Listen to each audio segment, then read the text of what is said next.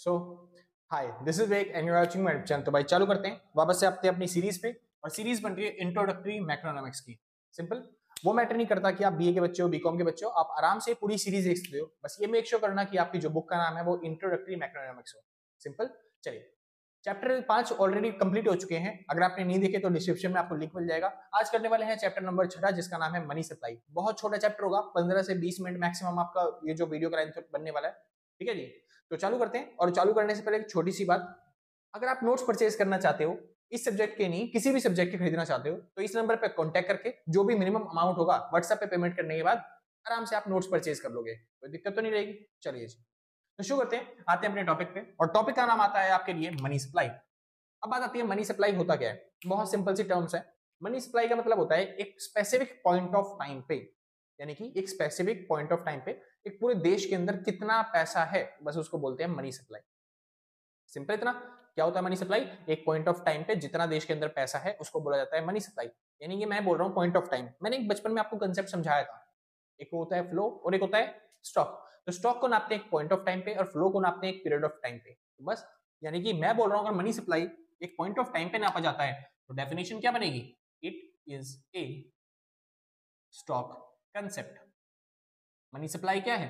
एक stock concept है। अब ये छोटी सी इतनी सी डेफिनेशन नहीं है, इसके अंदर और भी टर्म्स आने वाली हैं, लेकिन थोड़ी सी बात करते हैं स्टॉक और फ्लो के बारे में। जैसे मैंने बताया था, स्टॉक एक पॉइंट ऑफ टाइम पे नापा जाता है और फ्लो को एक पीरियड ऑफ टाइम पे नापा जाता है। तो जो मनी सप्लाई है उसको भी केवल एक पॉइंट ऑफ टाइम पे नापते हैं कि आज के टाइम पे आपके पास कितना पैसा है।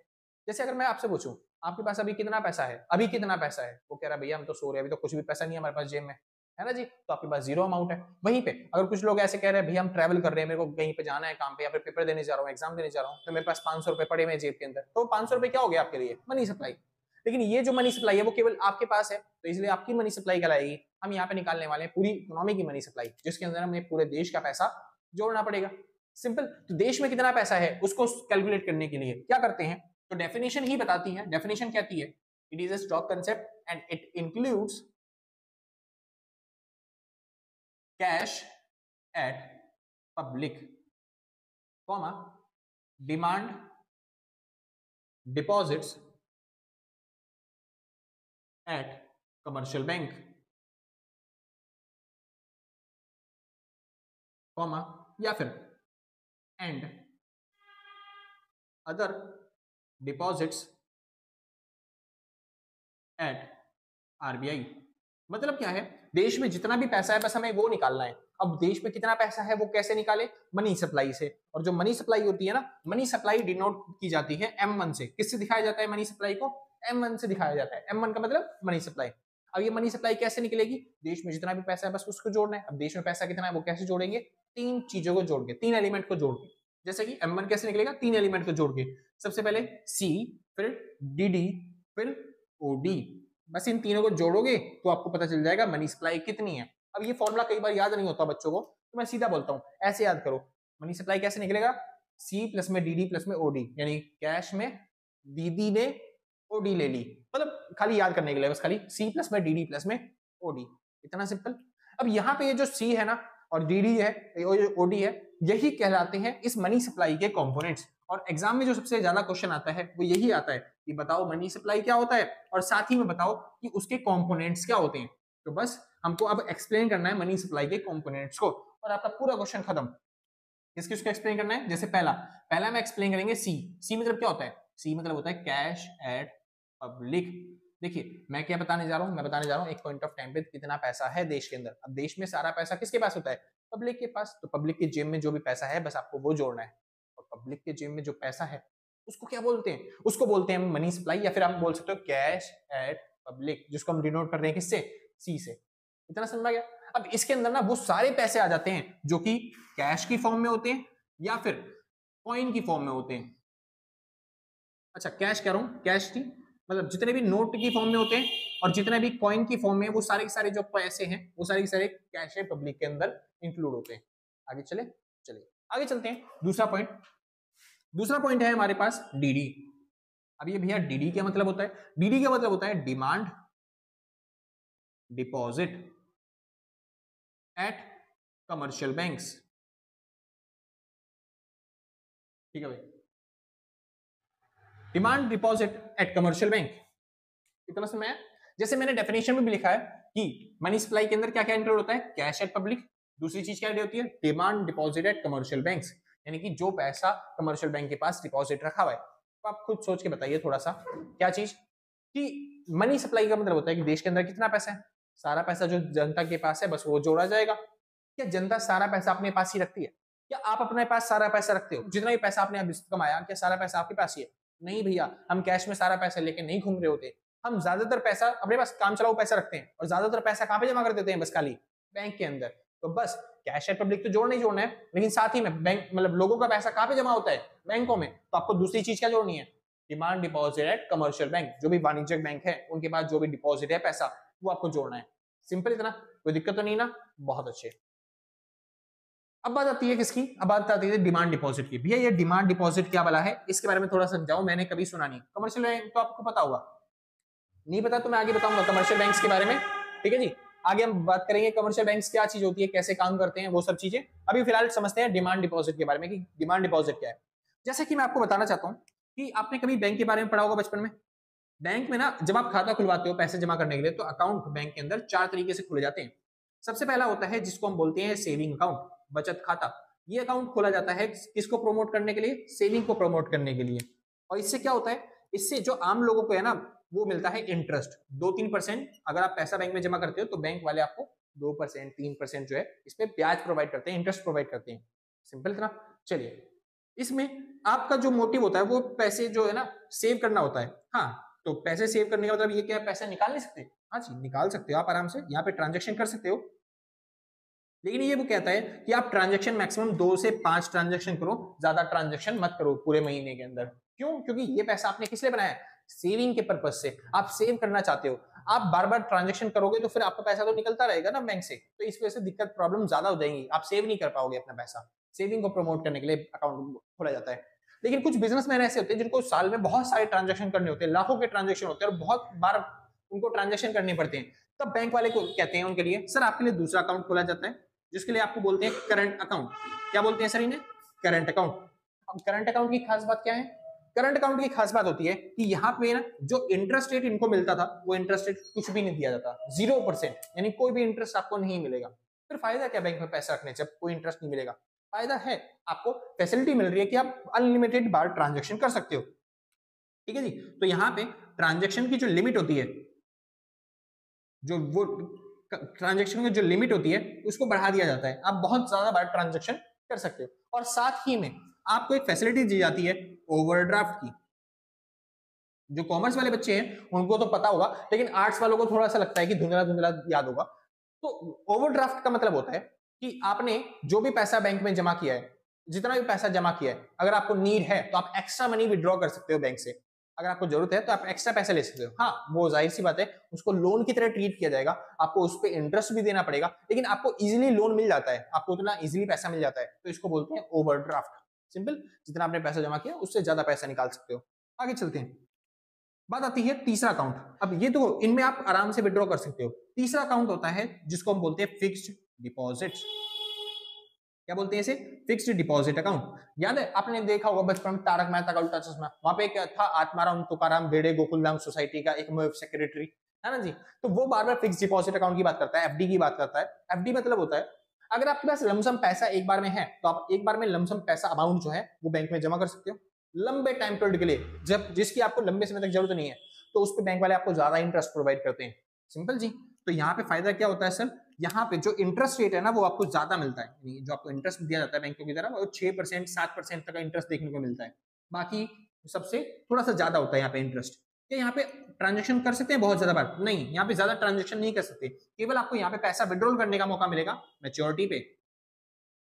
जब मैच्योरिटी हो जाएगी, जब आपके वो साल पूरे हो जाएंगे, 10 साल के लिए आपने जमा किया था, 10 साल जब पूरे हो जाएंगे तब आप वो पैसा विड्रॉ कर सकते हो। समझ में आया इतना? बहुत अच्छे। अब लास्ट तीसरा ऑप्शन जो है यहाँ पे कि यहाँ पे ना और कोई एक्स्ट्रा फैसिलिटी मिलती है? नहीं जी, और कोई एक्स्ट्रा फैसिलिटी यहाँ पे आपको प्रोवाइड नहीं की जाती, और इसीलिए क्या यहाँ पे हर बार पैसा निकाल सकते हो? जैसे यहाँ पे थे आप हर बार पैसा निकाल सकते हो ना, इस जगह पे हो चाहे इस जगह पे। हाँ जी, यहाँ पे हम हर बार, एक सेकंड में देख लो बन रही वीडियो, दिखाई नहीं दे रहा भाई सॉरी नीचे। तो यहाँ पे आपको ओवरड्राफ्ट की फैसिलिटी मिलती है, ठीक है जी, ये लिखा था बस और कुछ नहीं लिखा मैंने। चलिए जी शुरू करते हैं। हाँ जी शुक्र है। चलिए भाई, तो यहाँ पे आपको फैसिलिटी मिलती है ओवरड्राफ्ट की, आप जब चाहो तब पैसा निकाल सकते हो। इसीलिए इन दोनों ही अकाउंट्स को कहा जाता है, इन दोनों अकाउंट को कहा जाता है डिमांड डिपॉजिट। क्या कहा जाता है? Demand deposit. जब आप डिमांड करोगे तब आप पैसा वो निकाल सकते हो, इसलिए इसे क्या बोलते हैं? Demand deposit. सिंपल, ठीक है। लेकिन ये फिक्स डिपॉजिट क्या होता है? क्या आप जब मन चाहे तब पैसा निकाल सकते हो? नहीं, एक टाइम पीरियड के लिए आपने इस अमाउंट को फिक्स कर दिया। तो इसलिए इसको, और इसके जो अगले वाला टॉपिक है जिसको हम बोलते हैं RD account, recurring deposit account, इसको बोला जाता है टाइम डिपॉजिट। क्या बोलते हैं इसे? Time deposit. यानी जब आपका टाइम पूरा हो जाएगा केवल आपको तब पैसा निकाल के दिया जाएगा, कोई दिक्कत तो नहीं। अब ये रिकरिंग डिपॉजिट अकाउंट क्या होता है? बहुत simple sir, recurring deposit account का मतलब होता है आपने बैंक में पैसे जमा किया, लेकिन यहाँ पे आपने लमसम अमाउंट में पैसा जमा किया था, यहाँ पे आप किस्तों में पैसा जमा करते हो, 1000 रुपए पर मंथ, 20,000 रुपए पर मंथ, जो भी आपकी अफोर्डेबिलिटी होती है उस हिसाब से आप पैसा जमा बैंक में करते हो। सॉरी, आप उतना पैसा बैंक में जमा करते हो, हर महीने के हिसाब से, वीक के हिसाब से हो गया, ईयरली हो गया, क्वार्टरली हो गया, जैसे आपका मतलब गुंजाइश हो आप उस तरीके से पैसे जमा करते हो। और एक 10 साल के टाइम पीरियड के बाद, 5 साल के टाइम पीरियड के बाद जितना आप फिक्स करना चाहो उसके बाद आप वो पैसा विड्रॉ कर सकते हो एक बार में पूरा पूरा। सिंपल। तो इस तरीके से जो प्लान होते हैं इनको बोलते हैं रिकरिंग डिपॉजिट अकाउंट। कोई दिक्कत नहीं। चलिए, और इन सबको बोला जाता है टाइम डिपॉजिट। क्यों? क्योंकि इसमें जब मन चाहे तब पैसा नहीं निकाल सकते, जब आपका टाइम पीरियड पूरा हो जाएगा केवल आप तभी पैसा विड्रॉ कर पाओगे, तो इसको क्या बोलते हैं हम? Time deposit. इतना सिंपल सा, समझ में आ गया? बहुत अच्छे। आगे चलते हैं। अब बात आती है अपने टॉपिक पे। तो मैंने क्या बोला यहाँ पे, कंपोनेंट के अंदर पहला सी आता है फिर डीडी आता है। डीडी मतलब होता है डिमांड डिपॉजिट। डिमांड डिपॉजिट मतलब वो पैसा जो हम जब चाहे तब बैंक से विड्रॉ कर सकते हैं, इसको बोलते हैं क्या? Demand deposit. तो डिमांड डिपॉजिट में कौन कौन से आइटम आते हैं?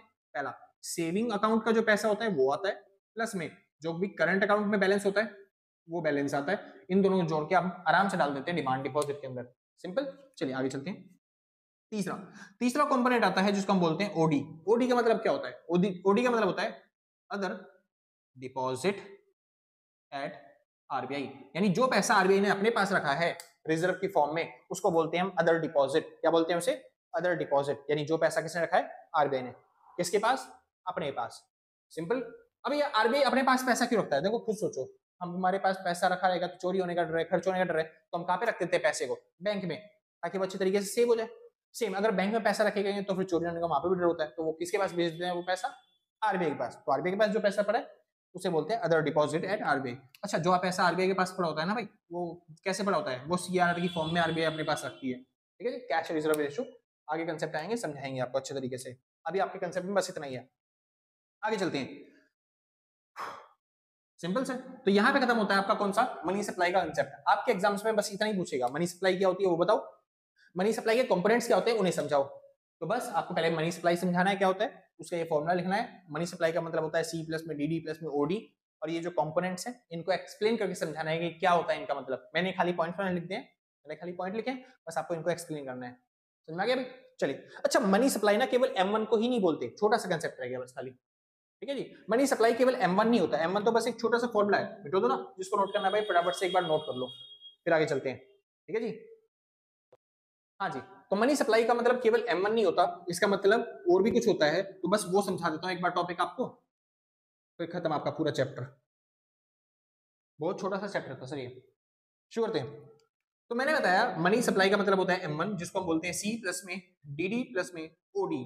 C मतलब कैश एट पब्लिक, ओडी मतलब डीडी मतलब demand deposit eight commercial bank, और ओडी मतलब अदर डिपॉजिट एट आरबीआई, जो पैसा आरबीआई के पास पड़ा हुआ है अदर वो।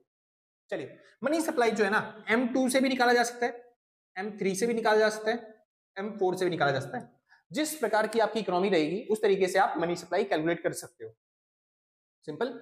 जैसे कि इंडिया के अंदर देखा जाए तो M4 चारों के चारों आते हैं, लागू होते हैं। जैसे कि कुछ देश ऐसे हैं जहां पे बैंक, जैसे आप बैंक में अगर खाता खुलवाना चाहो तो बैंक में खाता खुलवा सकते हो, अपना पैसा किसको दे सकते हो? आप बैंक वालों को सेव करने के लिए। लेकिन इंडिया में ही ना पुराने टाइम पे कि जो जब बैंक वाले जो थे ना वो प्राइवेट सेक्टर हुआ करता था, एक गवर्नमेंट सेक्टर नहीं था, तब गवर्नमेंट भी बैंक चलाती थी। वो बैंक कैसे चलाती थी? क्योंकि बैंक हर जगह पे उस टाइम पे पहुंचता नहीं था, तो उस टाइम पे जो हर जगह पे पहुंचता था वो था डाक, यानी कि इंडिया पोस्ट जो आप सुनते होंगे, डाक खाने वाले जिसमें लेटर वेटर भेजते हैं हम। ठीक है जी, हाँ जी। तो वो लेटर वाले जो इंडिया पोस्ट ऑफिस है वो आपके हर देश के हर कोने में था। तो फिर बैंक वाले की जो फैसिलिटी प्रोवाइड करने का काम होता है, वो सारी फैसिलिटी प्रोवाइड करने का काम उस टाइम पे कौन करता था? पोस्ट ऑफिस वाले। यानी एक तरीके से पुराने जमाने में पोस्ट ऑफिस भी सेम बैंक की तरह ट्रीट किया जाता था। तो बस आज इंडिया के अंदर अगर आप मनी सप्लाई निकालना चाहते हो तो M1 से तो निकाल सकते हो, लेकिन ठीक है जी, इंडिया के अंदर स्पेशली जो अगर आप मनी सप्लाई निकालना चाहते हो तो M1 के साथ साथ आपको और चीज जोड़नी पड़ेगी। क्या जोड़नी पड़ेगी? क्योंकि सारा पैसा बैंकों में नहीं होता इंडिया के अंदर, कुछ पैसा कुछ लोग डाक खाने में यानी कि पोस्ट ऑफिस में भी जमा करते हैं, ठीक है जी। तो वो आपको जोड़ना पड़ेगा, यानी कौन सा पैसा? जो सेविंग अकाउंट में पड़ा हुआ है, saving account of post office में रखा हुआ है पैसा, आपको वो अमाउंट जोड़ना पड़ेगा, तब जाके आप M2 निकाल पाओगे।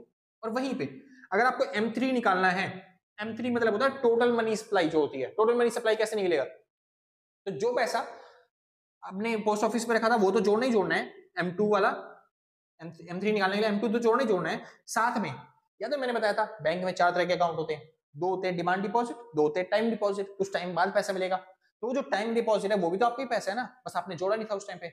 अब इस टाइम पे आपको वो जोड़ना पड़ेगा M3 निकालने के लिए, यानी आपको जोड़ना पड़ेगा time deposit eight commercial bank. जो भी पैसा कमर्शियल बैंक के पास टाइम डिपॉजिट में पड़ा हुआ है वो पैसा भी जोड़ना है, सिंपल। और लास्ट पूरा आखिरी वाला टॉपिक M4 कैसे निकलेगा? जो आपने M3 निकाला उसमें प्लस कर देंगे। अब देखो बैंक वाला डिमांड डिपॉजिट हो गया, टाइम डिपॉजिट हो गया, लेकिन पोस्ट ऑफिस का सेविंग अकाउंट का यानी डिमांड डिपॉजिट तो हो गया, टाइम डिपॉजिट का हुआ, इसलिए लास्ट ऑप्शन में M4 निकालने के लिए M3 के साथ साथ आप ऑल डिपॉजिट जोड़ दोगे, सारी डिपॉजिट जोड़ दोगे, all deposit of post office, post office की जितनी भी डिपॉजिट्स हैं वो सारी डिपॉजिट जोड़ दोगे, तब आपका क्या निकल के आ जाएगा? M4। इतना समझ में आ गया? यहां पे खत्म होता है आपका पूरा पूरा मनी सप्लाई का कंसेप्ट। जब भी मनी सप्लाई का कंसेप्ट आपके एग्जाम में पूछे कंपोनेंट्स के साथ साथ, तो पहले आपको डेफिनेशन देनी है मनी सप्लाई क्या होता है, उसके बाद आपको फॉर्मूले लिखने हैं चारों के चारों, और उसके बाद आराम से आप एक एक करके उन कंपोनेंट्स को एक्सप्लेन करना चालू करोगे कि क्या होते हैं ये कंपोनेंट्स, सिंपल जी। और इसके अलावा और कोई क्वेश्चन आता ही नहीं है आपके एग्जाम में, पूछेगा मनी सप्लाई क्या होता है और उसके कंपोनेंट्स बताओ, तो आप वैसे लिख के आना है। हाँ, एक छोटा सा क्वेश्चन 1 नंबर का कई बार आ जाता है, वैसे तो आपके एग्जाम में आने के बहुत कम चांसेस है, कई बार पूछ रहे तो बता देना बस खाली। क्वेश्चन क्या है? क्वेश्चन है कि मनी सप्लाई जो होती है ना वो कौन करता है? Who does the money supply? Money supply कौन करता है? तो बस पैसे को कंट्रोल कौन करता है, एक तरीके से ये पूछा जा रहा है। तो पैसे को नियंत्रित करने का काम अधिकार किसके पास है? तो पहले चीज तो पैसे को कंट्रोल करने का सबसे पहला अधिकार किसके पास है? आरबीआई के पास। दूसरा, आरबीआई की ही गाइडलाइंस के हिसाब से कई बार कमर्शियल बैंक जो होते हैं वो भी पैसे को कंट्रोल करना कर लेते हैं, है ना भाई? पैसा जमा करना, पैसा प्रोवाइड करना, है ना जी, ये सब। और तीसरा अधिकार आरबीआई के पास, आरबीआई भी कई बार डोनेशन की तरह से गवर्नमेंट को बोल देती है भाई पैसे छापने, तो पैसे छापती है आरबीआई, मतलब आरबीआई नहीं सॉरी सेंट्रल बैंक। तो सेंट्रल बैंक के कहने पे कई बार आरबीआई पैसे पब्लिक में इशू करता है, सुना है ना? नोटबंदी होती है, नोटबंदी मतलब क्या होता है? पुरानी करेंसी को हटा के लीगल टेंडर से हटा के आपको नई करेंसी इशू करनी पड़ती है, तो वो गवर्नमेंट के कहने पे ही कौन करती है? आरबीआई करती है। तो ये तीनों जो है ये तीनों की तीनों हेल्प करते हैं मनी सप्लाई को फुलफिल करने में, सिंपल सर। चलिए यहाँ पे खत्म होता है आपका पूरा चैप्टर। होप आपको वीडियो अच्छी लगी होगी। अगर वीडियो अच्छी लग रही है तो भाई लाइक शेयर सब्सक्राइब करके पक्का जाना। और आपने अगर पहले से कर रखा है तो सच बता रहा हूँ भाई साहब, जब आप कहते हो ना कि पहले से कर रखा है तो दिल से थैंक यू आपको, ठीक है जी। मतलब खुशी मिलती है बहुत ज्यादा कि आपने पहले से कर रखा है, बताने की जरूरत नहीं पड़ी, आपको याद दिलाने की जरूरत नहीं पड़ी, ठीक है। और वहीं पे अगर आपने नहीं कर रखा तो कोई बात नहीं, आराम से कर दिया बाद में, कोई आपत्ति नहीं आ रही है, अरे आराम से कर दिया बाद में, कोई दिक्कत नहीं है, ठीक है जी। तो आज के लिए बस इतना ही। हाँ एक चीज और, अगर आप नोट्स परचेज करना चाहते हो तो आप इस नंबर पर कांटेक्ट करके जो भी मिनिमम अमाउंट होगा व्हाट्सएप पे पेमेंट करने के बाद आराम से नोट्स परचेज कर सकते हो, कोई दिक्कत नहीं। बस कोशिश करना कि आप कॉल ना करो, क्योंकि कभी हम बिजी मिलेंगे कभी आप बिजी मिलोगे तो बात नहीं हो पाएगी अच्छी। आप व्हाट्सएप करो, हम 10 मिनट के अंदर आपको रिप्लाई करने की कोशिश करेंगे पूरी पूरी, ठीक है सर। चलिए तो आज के लिए बस इतना ही, मिलते हैं कल सेम टाइम सेम दिन, और टाटा बाय बाय, ठीक है जी। जिसको नोट करना है भाई फटाफट से नोट करो।